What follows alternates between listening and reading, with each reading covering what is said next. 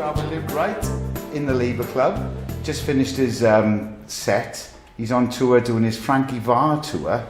Is this going to be the last one you're doing on that? Or you've got more booked? I've got, let's see, Frankie Vah runs for another 5 dates, I think. And then we're done. So until the end of the year, basically. And then I'm doing poems next year. What I try and do is I do like 1 year when I'm doing a verse play. Which is the verse play? So what's the verse play? It's a thing I've made. I know. It's a one-person monologue delivered in verse, tells one story, a storytelling show, but in sort of in poem form. Sounds terrifying, doesn't it? An hour-long poem, but hopefully it's engaging. Then I'll do a poetry show next year. Yeah. So this is the 3rd time you've been in Merthyr now. 3 times in Merth.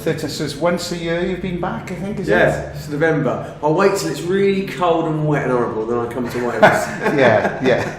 You missed all the summertime then. We've had a great summer, actually. I like coming to Merth. Well, I mean, it came about because I do the festival in Larne every year, and Bunko, your very own Bunko, captain of your ship, he saw me there and was like, "What would it take to get you to come to Merthyr?" And I said, "Well, not very much. Just book me, and I'll come. Can you get an audience of a few people together?" He's like, "Yeah, we can do that." So I came. It was great. It was a great gig. 100 people. In Red House? Yeah, Red House, yeah. That was the first one, and that went well. And so I said to him, "Oh, I've got another show next year, can I bring it back?" He went, "Yeah, do that." So I went to the Conservative Club. That's right. And that was great. It was great venue actually. And then we went to the Labour Club, which is a labyrinthine sort of place. Much more apt to what you were talking about. Well, I mean, yeah, it was nice to be because this play, Frankie Vah, is very much it's about Labour. It's about the struggle of the left in the 80s, about a young man in the 1980s who is a ranting poet and he wants to try and change the world. He's young and angry, hates Thatcher. So it's sort of his coming of age story, really. Yeah, that's great. Do you think you'd come back again? I'd love to, yeah. As long as that's okay with everyone. Will we get you back in next year? Yeah, as long as you guys want me, I'll come to Merthyr because I have a great time. I really have a great time. It's so people are so welcoming. And I was with some friends today actually, and I said I was to Merth, and they said, a friend of mine, her family's from around here, and she said, "Oh, we'll never meet anyone like you meet in the valleys of South Wales." And I agree entirely.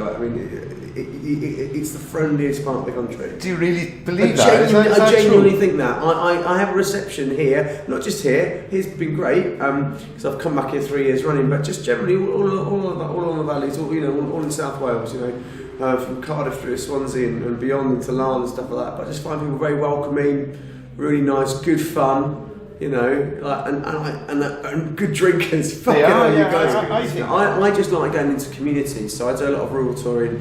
I've been doing lots of gigs in pubs this last year. There's a scheme called the In Crowd that's putting arts in pubs and making sure you get a decent wage for it because it's sort of partly funded. But you're going into their community. So here, you guys all live around here, and you all know each other, and so the atmosphere is so much better rather than it being at an art centre or theatre. Everyone has to drive in. Of course. They can't have a drink, and you have an overpriced meal. You have to go park in a multi-storey car park and all that. Actually, that's not the best way of enjoying culture. It's much better to bring it. So I do lots of rural places, lots of strange places, and lots of places where it's been like with Bunko going, "Oh, do you fancy doing it?" I go along and then it's sort of privately promoted by people who are enthusiastic. Yeah, they're always the best gigs. Strange, esoteric things that you pick up on in your career. Yeah. Do you take anything back to go into your writing then from your touring? Well, actually, I was actually in Tydil, not so long. I wrote a poem about Tydil in Tydil. So I do. I do, and I write. Yeah, I do often write poems about the places I go because I am inspired by this country. Great country of ours. It's great and flawed, but also great country of ours. Well, that's brilliant. Thanks for the interview, and I hope that we get back together this time I hope next so. year. Yeah, I hope so. And you're going to give us a poem now, yeah, something.